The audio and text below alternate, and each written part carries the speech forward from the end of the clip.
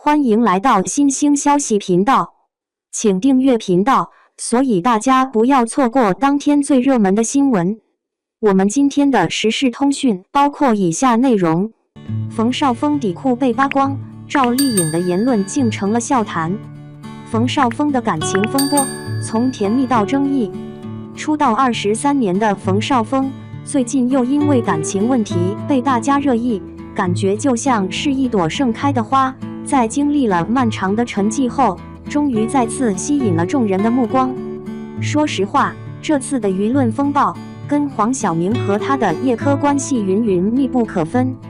前脚黄晓明遭受全网的质疑与嘲笑，后脚冯绍峰却急着续写他那离奇的爱情故事，真的是冯绍峰一出，黄晓明何在？冯绍峰的新恋情曝光，竟然是个被很多人拿来跟叶科进行比较的人。有网友直接调侃，能不能找一个美丽大方的女友，像郭富城、潘玮柏那样？这话听上去虽然是一句玩笑，可是其中的讽刺意味却让人感受到了娱乐圈恋爱的复杂性。你知道的，冯绍峰无疑是这个时代满是花花草草的男人，而他的情感选择似乎总是与品牌形象相违背，穿行在情感泥沼里。无论是冯绍峰的情史，还是黄晓明的经历，都在提醒我们，爱情在这个圈子里远不是简单的爱与被爱。冯绍峰的流行曲线像极了一个过山车，跌宕起伏。想当年他和杨幂的绯闻，简直是抓耳挠腮的高峰期。若是退回到几年前，冯绍峰那时身边的女神是倪妮，他们的爱情就像煮沸的水，仿佛就在一瞬间被什么冷却了。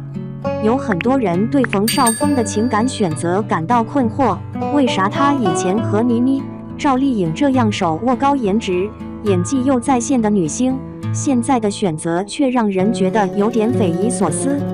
而与此同时，又忍不住把他和黄晓明的感情困境联系在一起，思考他们背后的深意，品味与选择的对比。说到冯绍峰，这个男人在情感路上可谓一路风花雪月，从中央戏剧学院校园内的羞涩男孩，到如今的情场老司机，他似乎总是与美丽的人群在一起，但同伴中那已然复杂的感情关系却让人唏嘘。一时间，大家脑海中都浮现出了他与每一位女友的点滴，反复琢磨着他的变迁与选择。人红是非多，冯绍峰和叶科的对比，恍若映射出了娱乐圈诸多男星们深陷的审美情怨。在他的前女友中，都是些气质出众的女星，然而如今的网红却让人怀疑了他的品味。要说这不仅仅是颜值的比拼，更是一种社会关系、身份地位的碰撞。正如有句话说，小丑的眼泪别人看不到，艺人的感情生活往往只不过是个案中不可言说的秘密，婚姻的真相与责任。再说起冯绍峰与赵丽颖的婚姻，也许是我们众人最不能理解的一个结局。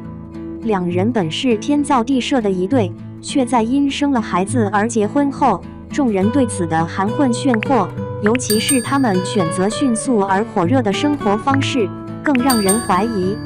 果然，时隔不久，两人便平静地宣告离婚。这样的断裂更让人深思，难道爱真的只能是一时冲动，无法长久？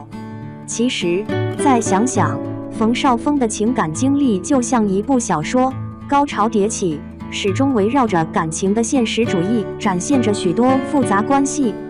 有时候，男人与女人的分歧不在于谁更强大，而在于对未来的期望与责任。就像是一座桥，跨越的不是简单的两岸，而是彼此价值观的交融，理智与感情的较量。对冯绍峰的这些情感经历，也许我们应该保持一种理性和包容的态度。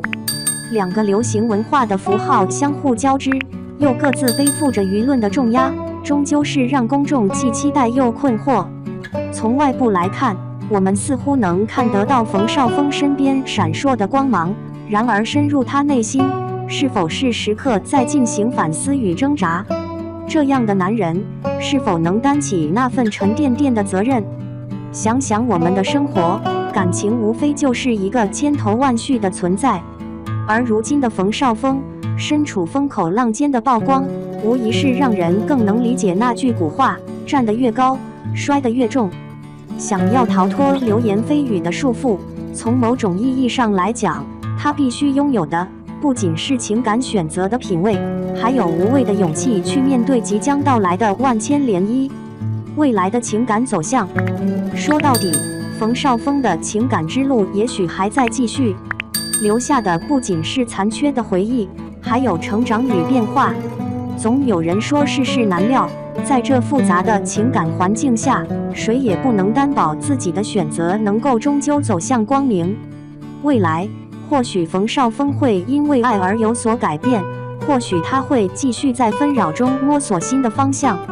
总之，感情这件事常常比我们想象的要复杂得多。就像一杯调和了许多味道的鸡尾酒，看似和谐美好，其实内部仍充满着不同成分的冲突与碰撞。冯绍峰的下一步会伴随怎样的情感波动，我们拭目以待。而对于我们每一个人来说，这也许是个应该深思的问题。在情感的海洋中 ，honor 或者责任，又或者是都不必得到。2. 赵丽颖促成影视项目的奇女子，让乙训项目焕发生机。赵丽颖现在今非昔比，从默默无闻的龙套到家喻户晓的大明星，这一路走得艰难，曾经不断试镜，被剧本挑选，如今本子多多，等待丽颖的档期，甚至丽颖会亲自促成影视项目的落地。毫不意外，赵丽颖是个有思想的演员，规划自己的演艺路线并为之努力。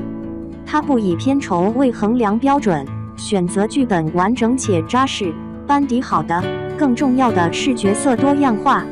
谁是凶手？当初资金断裂，差点开不起来，是赵丽颖接了这个本子，瞬间有投资。这就是丽颖的在圈内的口碑，有她在辨识质量的保证。这部剧丽颖演得很好，心理活动、微表情出神入化，是品质剧，假如没有删减，就很完美了。飞天奖和金鹰奖获奖作品风吹半夏，能想到当初这部剧当时是烫手山芋，没人敢接，没有人觉得能拍好，甚至杀青蛋糕上写的都是顺利播出。能想到风吹半夏如今这部剧的成功，是丽颖极大促成的吗？风吹半夏原著与剧本都很好，傅东玉导演很犹豫，怕把项目砸在自己手里。是丽颖说，给自己3天时间好好想一想，要不要接。丽颖是48小时就打电话给导演，因为她已决心拍摄。